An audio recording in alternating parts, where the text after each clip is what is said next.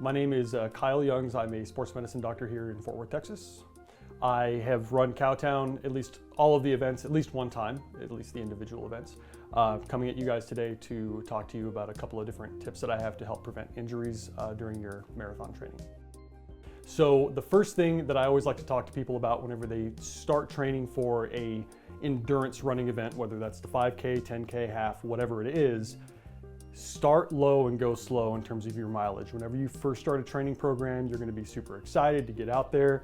It may be the first time you've ever done anything like this before, but I always caution people, if you go out there and you start off either running too quickly or running too long, that adds up fairly quickly and it can lead to an overuse injury in either a tendon or a bone. That can completely sideline your training program and perhaps put your race in jeopardy. So I always tell people, start off slow, low mileage, and work your way up over the course of weeks. It's the best way to prevent those overuse injuries.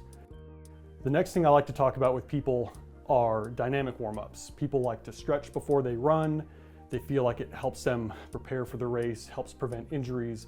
And dynamic warm-ups have really been the best way way that we have shown to prevent those types of injuries. And so really a dynamic warm-up is where you're doing sport-specific activity to increase blood flow to the muscles and really get your heart rate up before you start running to prevent those types of injuries, overuse injuries, hamstring pulls, those types of things, and it's been shown to work really well.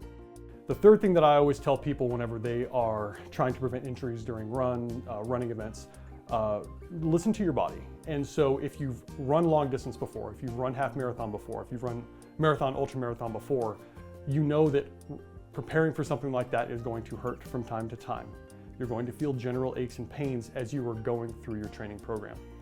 I think the big thing is though, if you start to notice that you have something lagging, something is hurting more than usual, this knee is aching more than it was before, and you feel like something is wrong, it's best to get it checked out by a doctor ahead of time to make sure that something that may have only set you out a couple of days with some activity modification doesn't turn into something where you're perhaps sidelined for your event. So those are the 3 tips that I have for y'all. See y'all out there.